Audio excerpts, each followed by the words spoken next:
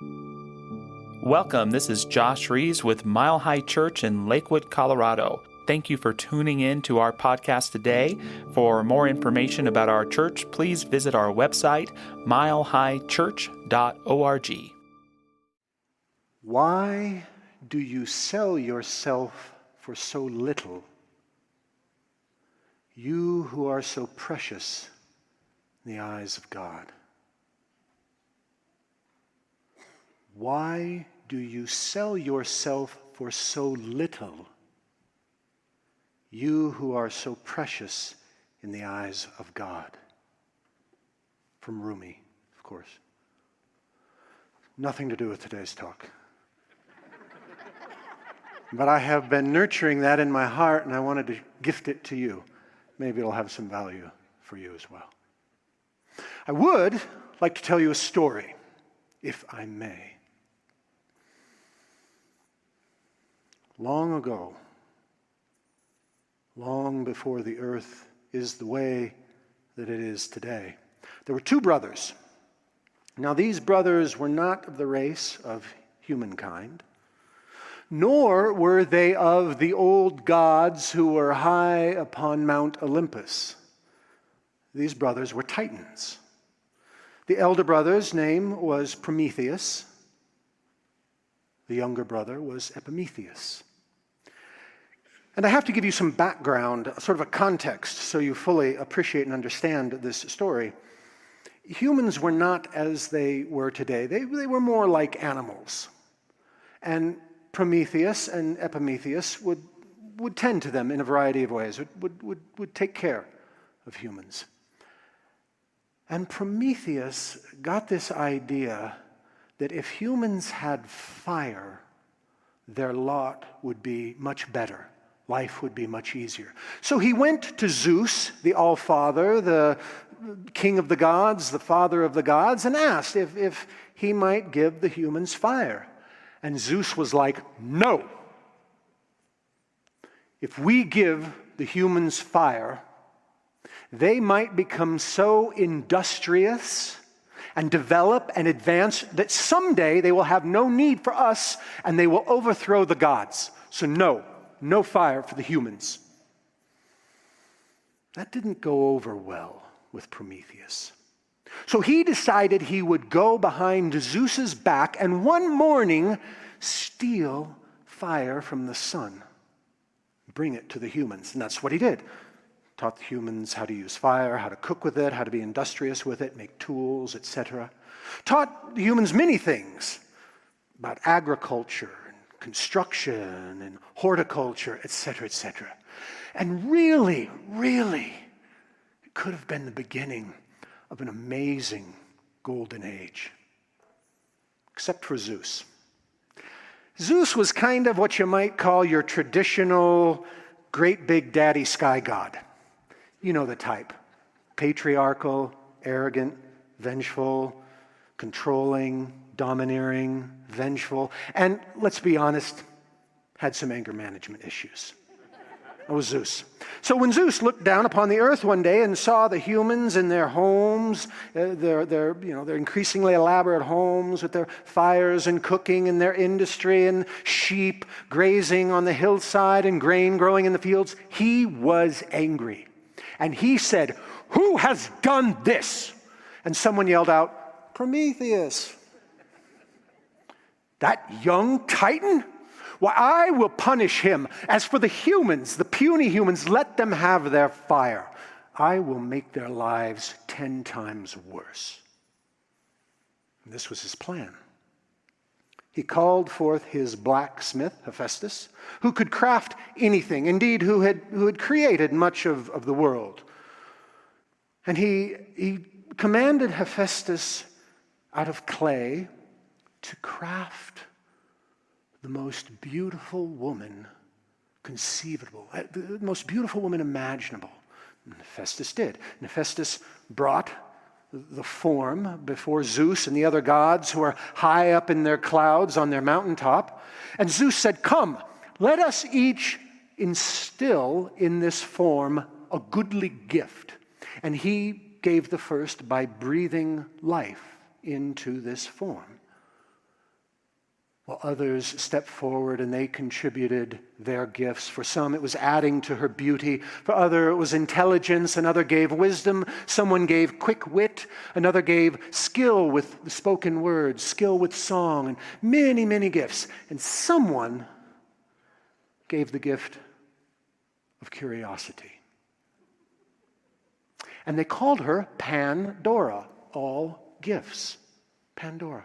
And Hermes, the messenger of the god, led her down the mountainside to the dwelling of the two brothers. And there they met Epimetheus. And Hermes called out, "Epimetheus, Zeus bids you to greet Pandora." Well, Epimetheus was so taken by her beauty, her kindness, her intelligence, her wisdom, all of these amazing qualities, that he instantly fell in love with her. He invited her to his home, and after an appropriate amount of time and mutual consent, asked her to become his wife. And she said yes. And she had a good life. She was happy in her life. But there was this one thing. See, Zeus, as she was leaving, Zeus had given her a golden box. Beautiful golden box. But it was sealed tight. It was shut tight. And he said, "There are many precious and wonderful things within inside. Here, take this gift."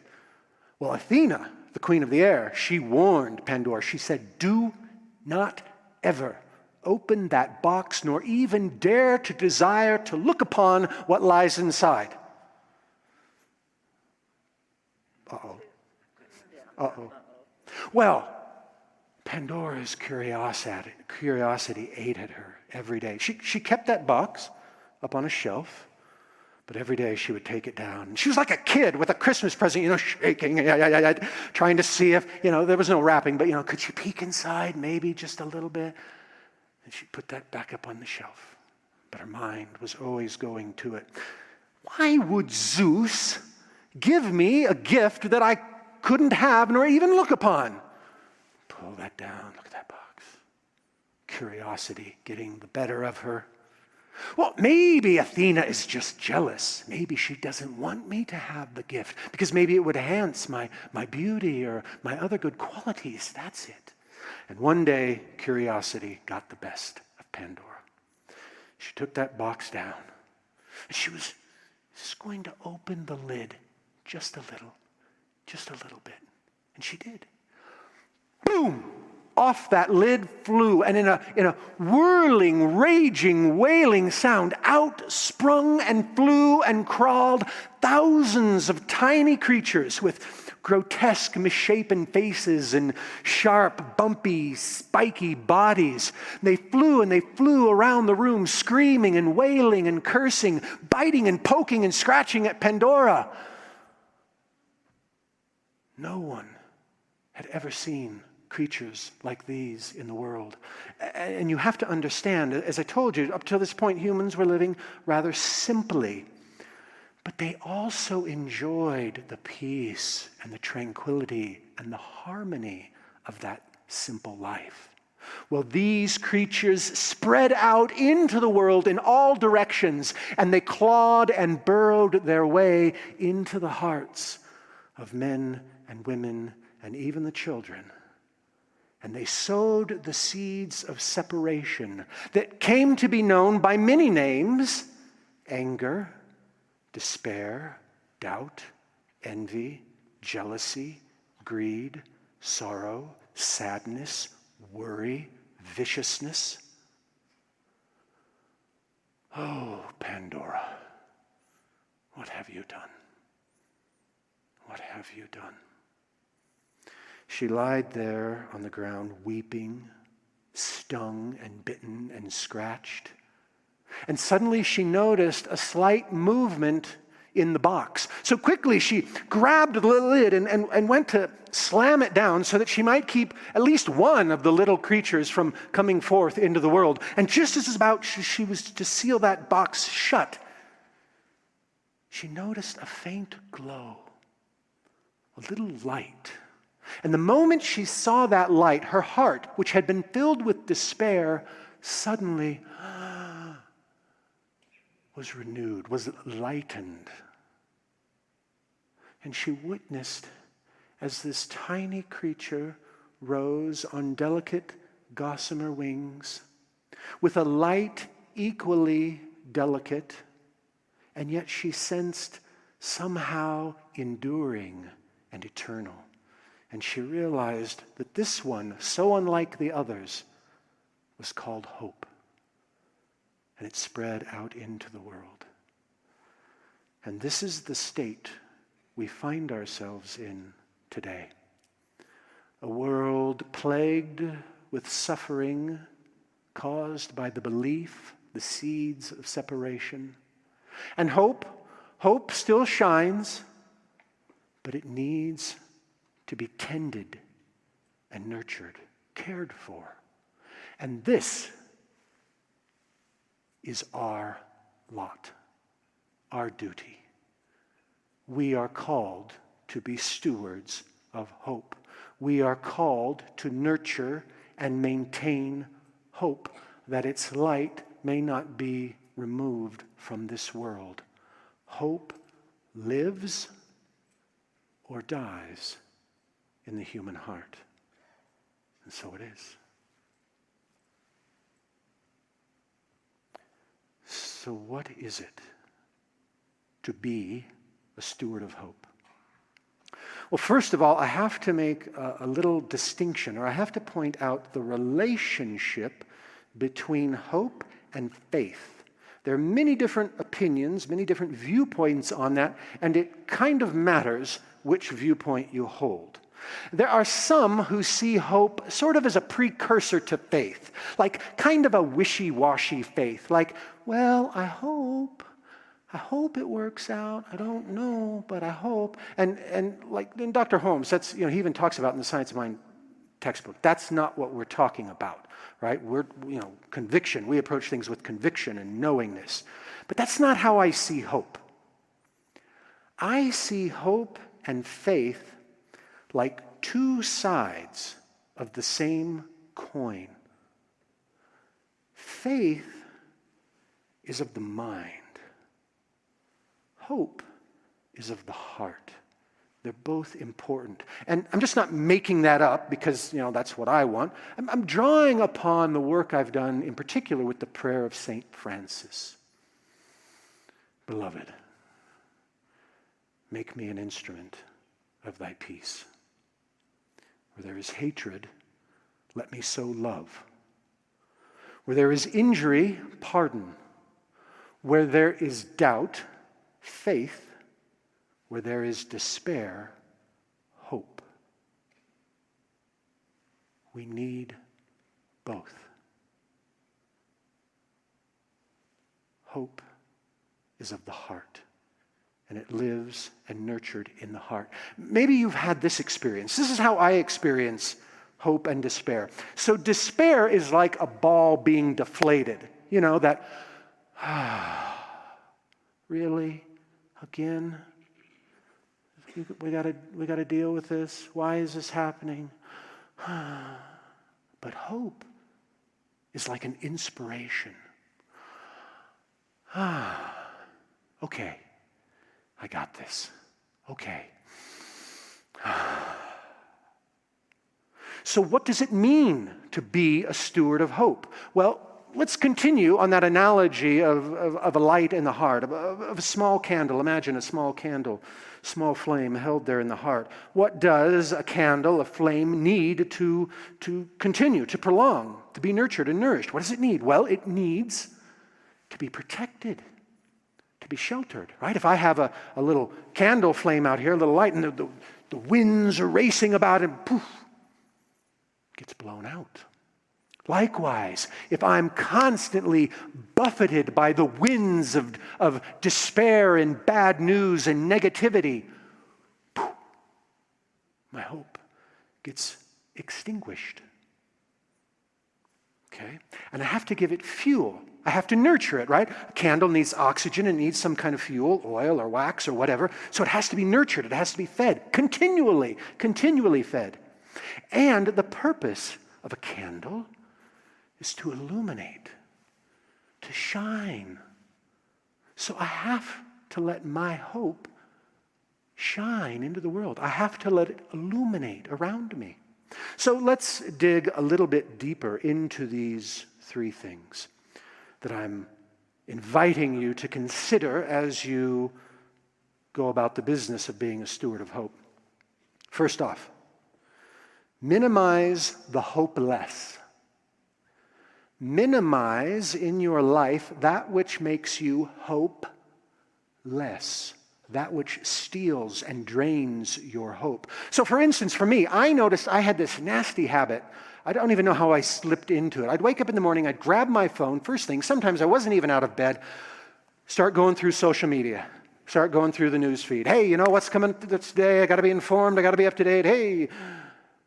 And I noticed I was starting my day with a sense of despair. Okay, woo. Let's get about the business of the day. Woohoo. No. I've cut that habit out. So I'm going to give you like 15 seconds here. What is the one thing that makes you hopeless? What person, situation, activity, what's the biggest drain of hope in your life? This is your time for quiet reflection.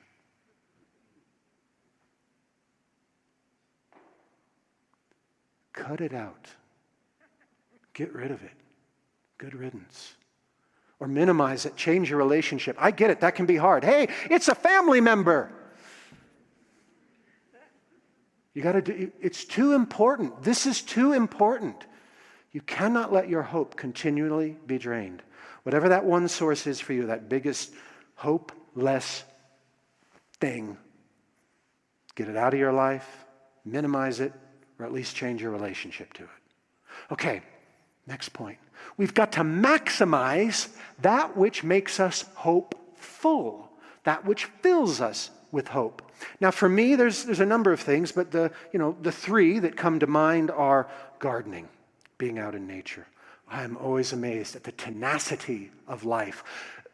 A while back, I think it was like 2 years ago, Dr. Barry gave me a small beefsteak tomato plant. We're both kind of gardeners, and he's done it longer than I have, so I'm learning from him. He gave me a little tomato plant from that he grew in his greenhouse.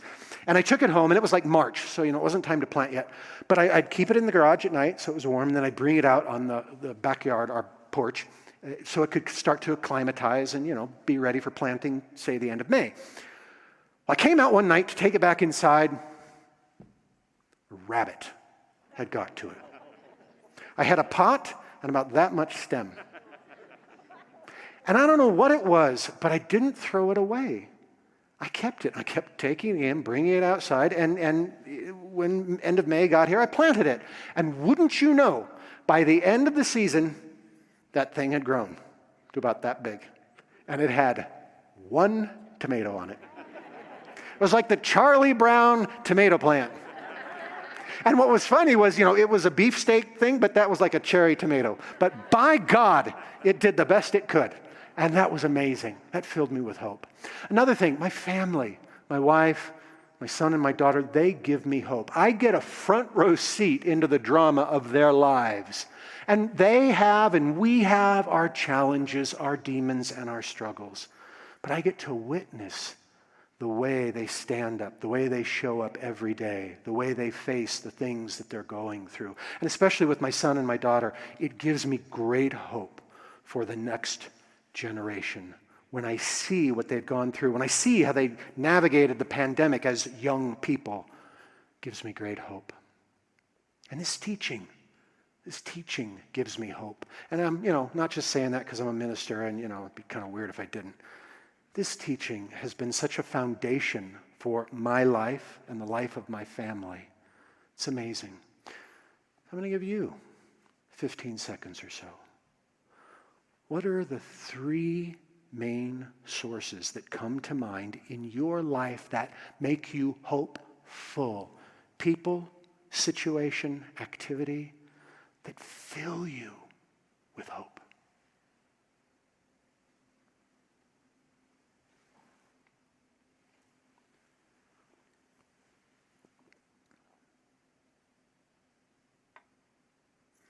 So my question for you is, are you nurturing those sources? Are you going to them on a regular basis? Are you appreciating and acknowledging them? I mean, if it's a person, have you gone to that person and said, you know what? You really fill me with hope. And I want to thank you for that. If you haven't, you might want to do that. Nurture your sources of hope. And then 3, we've got to let our hope shine.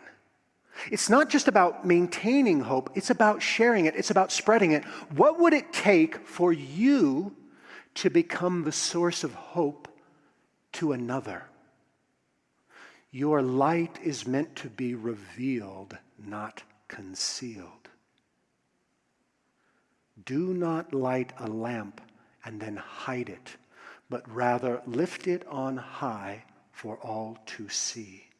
Now, for me, obviously, this community is an awesome opportunity for me to shine my light, right? I mean, hopefully I'm doing that right now for all of you.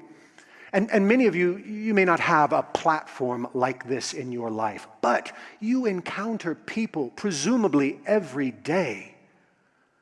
How are you letting your light shine? How are you bringing your hope into the world to let it spread to them? There's a congregant in this community. I won't use his name because I didn't have permission. I honestly don't think he would mind, but because I don't have his permission, I won't use his name. But he has a habit of writing positive thoughts, affirmations, positive quotes on little stickies, and then leaving them wherever he happens to be. So if he's at a restaurant, he'll leave one on the table or put it on the check for the waiter or waitress. Or he'll put one on the mirror in a public bathroom. He'll put one under the buttons on an elevator. He just puts them all over. Imagine how that spreads hope and positivity. I'm sure there's numerous creative ways in which you can spread your hope and let it move on to others. I was going to say infect others, but that sound, the pandemic and everything, I thought maybe it's too soon. Maybe not the best example. One more example I want to give you. We ripped up our front yard a couple of years ago, 2 years ago, and we're experimenting with a bunch of things, flowers, and I just finished building this path. Okay, this path goes nowhere. I have no need for this path, except it's beautiful. At least I think it is. It was something that I wanted to do. I was inspired to do it, and I thought, I'm going to build this little winding path through our front yard. I had so many people, while I was building it, so many people stop by and say, oh my gosh, we love your flowers. We walk by your place all the time, and your flowers are so beautiful, and this path looks so great. And I had a neighbor stop by and say, you've inspired me to try my own yard project. And she asked about, taking up grass and how do we do that? And I thought, yes, that's it. How can I create beauty in this world and simply let it spread? So, in closing, are you game for a little bit of homework? I feel like, Simon, tell us what it is first. See, that would have been sensible of you. But for those of you who leaped right in, yes. Okay, I hope the rest of you are on board too. Here's your homework. First of all, look at your life. You had a lot of trust there. That was good.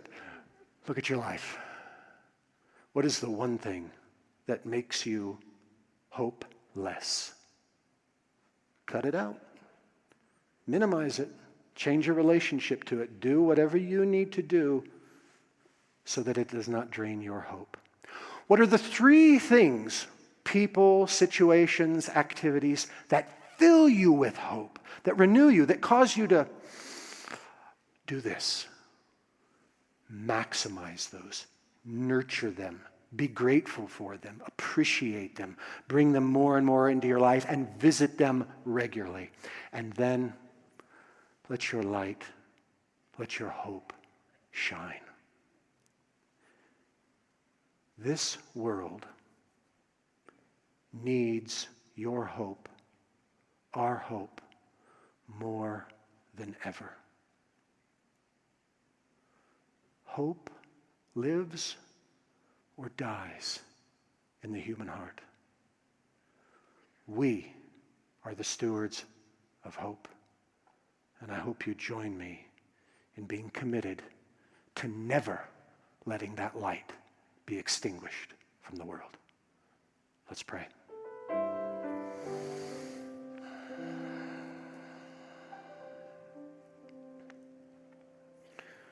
Divine Beloved, I am an instrument of peace. Where there is hatred, I sow love. Where there is injury, pardon. Where there is doubt, faith. Where there is despair, hope. Where there is darkness, light. Where there is sadness, joy. Beloved, grant that I seek not so much to be consoled, but to console, to be understood, but to understand, to be loved, but to love. For it is in giving that we receive. It is in pardoning that we are pardoned. It is in dying to self that we are born to eternal life. And so I do affirm for each of us in our own way, in exactly the right way, that hope is renewed. It is strengthened. It is guarded and protected. Hope does indeed spring eternal. And I give such thanks for this community and all the ways and means in which we show up, knowing that the light, the lessons, the love, the hope, the faith, the gratitude, the forgiveness spreads out, ripples out beyond the boundaries of this geographical community. And it makes a difference. We make a difference. This is my word, and I speak it with a confidence, knowing that it is already fulfilled within the mind of God, and as such it now works its way into form, works its way into demonstration in exactly the right way. I let it go into that creative process, which is the true doer, accepting that it is done, and so it is. Thanks for listening to the Mile High Church podcast. This podcast is made possible by the generous contributions from listeners like you. To make a donation, please visit milehighchurch.org.